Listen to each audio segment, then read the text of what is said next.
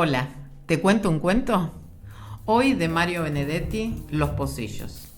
Antes de seguir, quiero agradecer todos los comentarios y las sugerencias.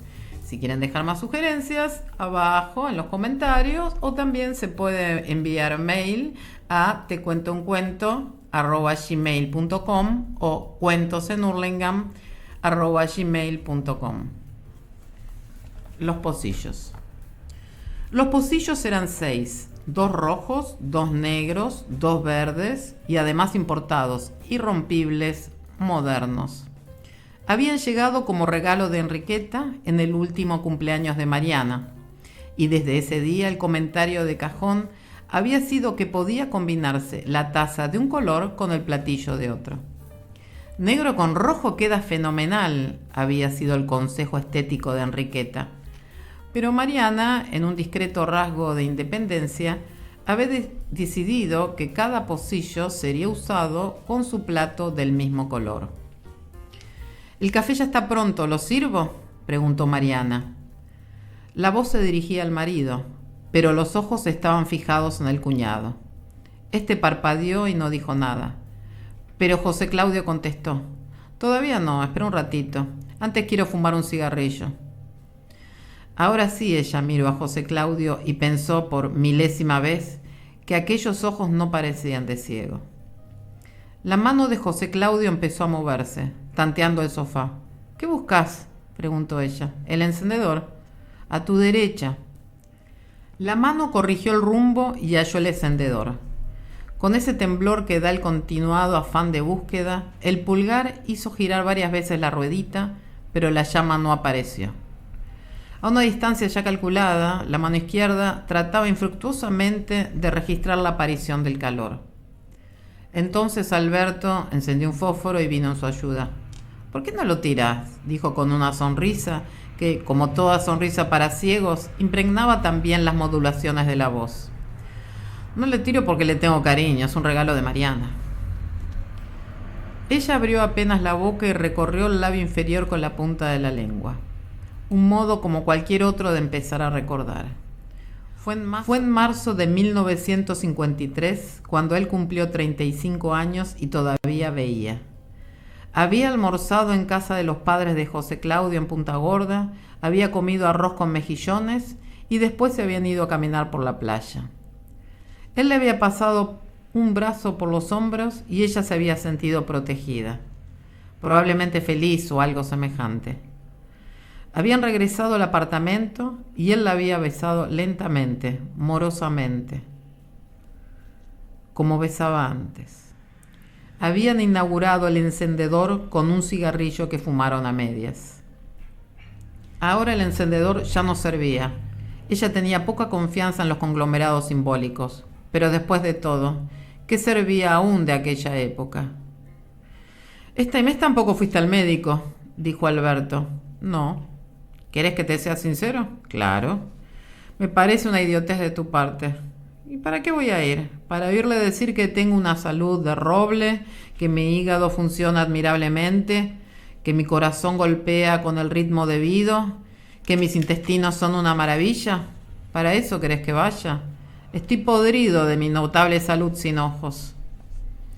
En la época anterior a la ceguera, José Claudio nunca había ido a un especialista en la exteriorización de sus emociones, pero Mariana no se ha olvidado de cómo era ese rostro antes de adquirir esa tensión, ese resentimiento. Su matrimonio había tenido buenos momentos, eso no podía ni quería ocultarlo, pero cuando estalló el infortunio, él se había negado a valorar su amparo, a refugiarse en ella. Todo su orgullo se concentró en un silencio terrible, testarudo, un silencio que seguía siendo tal aún cuando se rodeara de palabras. José Claudio había dejado de hablar de sí. «De todos modos debería ir», apoyó Mariana. «Acordate lo que siempre te decía Menéndez». «¿Cómo no? No, que me acuerdo. Para usted no está todo perdido». Y otra frase: «La ciencia no cree en milagros, yo tampoco creo en milagros». «¿Y por qué no aferrarte a una esperanza? Es humano». «¿De veras?», habló por el costado del cigarrillo. Se había escondido en sí mismo. Pero Mariana no estaba hecha para asistir simplemente para asistir a un reconcentrado. Mariana reclamaba otra cosa. Una mujercita para ser exigida con mucho tacto. Eso era. Con todo, había bastante margen para esa exigencia. Ella era dúctil. Toda una calamidad que él no pudiese ver, pero esa no era la peor desgracia. La peor desgracia era que estuviese dispuesto a evitar, por todos los medios a su alcance, la ayuda de Mariana. Él menospreciaba su protección y Mariana hubiera querido, sinceramente, cariñosamente, piadosamente, protegerlo. Bueno, eso era antes, ahora no. El cambio se había operado con lentitud. Primero fue un decaimiento de la ternura. El cuidado, la atención, el apoyo que desde el comienzo estuvieron rodeados de un halo constante de cariño, ahora se habían vuelto mecánicos. Ella seguía siendo eficiente, de eso no cabía duda, pero no disfrutaba manteniéndose solícita. Después fue un temblor horrible frente a la posibilidad de una discusión cualquiera. Él estaba agresivo, dispuesto siempre a herir, a decir lo más duro, a establecer su crueldad sin posible retroceso. Era increíble cómo hallaba a menudo, aún en las ocasiones menos propicias, la injuria refinadamente certera, la palabra que llegaba hasta el fondo, el comentario que marcaba el fuego. Y siempre desde lejos, desde muy atrás de su ceguera, como si ésta oficiara de muro de contención para el incómodo estupor de los otros. Alberto se levantó del sofá y se acercó al ventanal. «Qué otoño desgraciado», dijo. «¿Te fijaste?» La pregunta era para ella. «No», respondió José Claudio. «Fíjate vos por mí». Alberto la miró. Durante el silencio se sonrieron.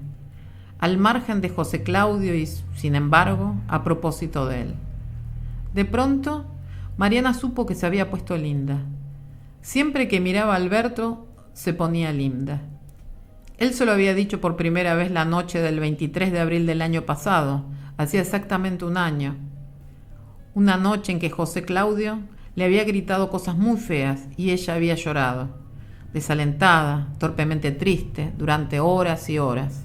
Es decir, hasta que había encontrado el hombro de Alberto y se había sentido comprendida y segura.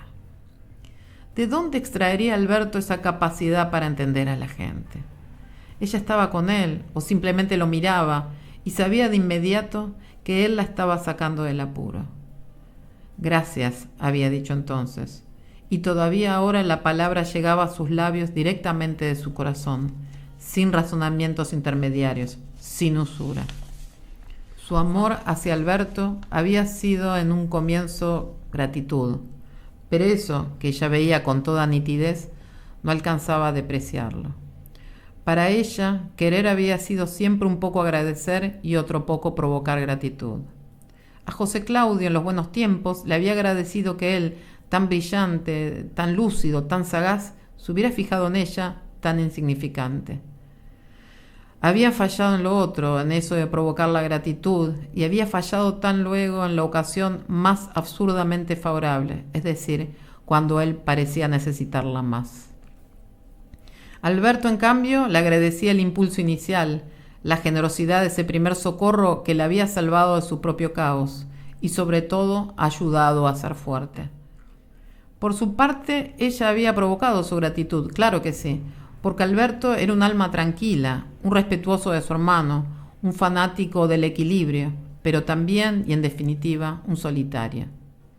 Durante años y años, Alberto y ella habían mantenido una relación superficialmente cariñosa que se detenía con espontánea discreción en los umbrales del tuteo y solo en contadas ocasiones dejaba entrever una solidaridad algo más profunda.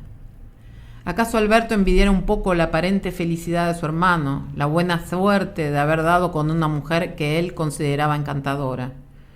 En realidad, no hacía mucho que Mariana había obtenido a confesión de que la imperturbable soltería de Alberto se debía a que toda posible candidata era sometida a una imaginaria y desventajosa comparación.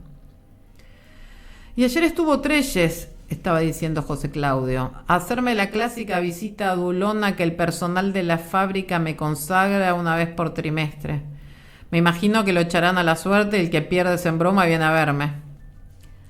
También puede ser que te aprecien, dijo Alberto, que conserven un buen recuerdo del tiempo en que los dirigías, que realmente estén preocupados por tu salud. No siempre la gente es tan miserable como te parece de un tiempo a esta parte. ¡Qué bien! Todos los días se aprende algo nuevo. La sonrisa fue acompañada de un breve resoplido, destinado a inscribirse en otro nivel de ironía. Cuando Mariana había recurrido a Alberto en busca de protección, de consejo, de cariño, había tenido de inmediato la certidumbre de que, a su vez, estaba protegiendo a su protector, de que él se hallaba tan necesitado de amparo como ella misma, de que allí, todavía tensa de escrúpulos y quizá de pudor, había una razonable desesperación de la que ella comenzó a sentirse responsable. Por eso, justamente, había provocado su gratitud, por no decírselo con todas las letras, por simplemente dejar que él la envolviera en su ternura acumulada de tanto tiempo atrás, por solo permitir que él ajustara a la imprevista realidad aquellas imágenes de ella misma que había hecho transcurrir, sin hacerse ilusiones, por el desfiladero de sus melancólicos insomnios. Pero la gratitud pronto fue desbordada, como si todo hubiera estado dispuesto para la mutua revelación, como si solo hubiera faltado que se miraran a los ojos para confrontar y compensar sus afanes. A los pocos días, lo más importante estuvo dicho y los encuentros furtivos menudearon. Mariana sintió de pronto que su corazón se había ensanchado y que el mundo era nada más que eso, Alberto y ella. Ahora sí podés calentar el café, dijo José Claudio, y Mariana se inclinó sobre la mesita ratona para encender el mecherito. Por un momento se distrajo contemplando los pocillos. Solo había traído 3, uno de cada color. Les gustaba verlos así, formando un triángulo. Después se echó hacia atrás en el sofá y su nuca encontró lo que esperaba, la mano cálida de Alberto, ya ahuecada para recibirla. ¡Qué delicia, Dios mío! La mano empezó a moverse suavemente y los dedos largos, afilados, se introdujeron por entre el pelo. La primera vez que Alberto se había animado a hacerlo, Mariana se había sentido terriblemente inquieta, con los músculos anudados en una dolorosa contracción que le había impedido disfrutar de la caricia. Ahora no, ahora estaba tranquila y podía disfrutar. Le parecía que la ceguera de José Claudio era una especie de protección divina. Sentado frente a ellos, José Claudio respiraba normalmente, casi con beatitud. Con el tiempo, la caricia de Alberto se había convertido en una especie de rito, y ahora mismo, Mariana estaba en condiciones de aguardar el movimiento próximo y previsto. Como todas las tardes, la mano acarició el pescuezo, rozó apenas la oreja derecha, recorrió lentamente la mejilla y el mentón. Finalmente, se detuvo sobre los labios entreabiertos. Entonces ella, como todas las tardes, besó silenciosamente aquella palma y cerró por un instante los ojos. Cuando los abrió, el rostro de José Claudio era el mismo, ajeno, reservado, distante. Para ella, sin embargo, ese momento incluía siempre un poco de temor.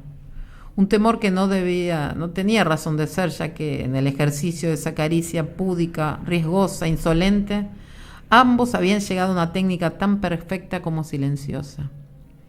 «No lo dejes servir», dijo José Claudio. La mano de Alberto se retiró y Mariana volvió a inclinarse sobre la mesita.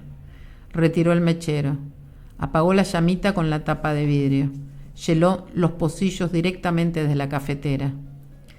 Todos los días cambiaba la distribución de los colores.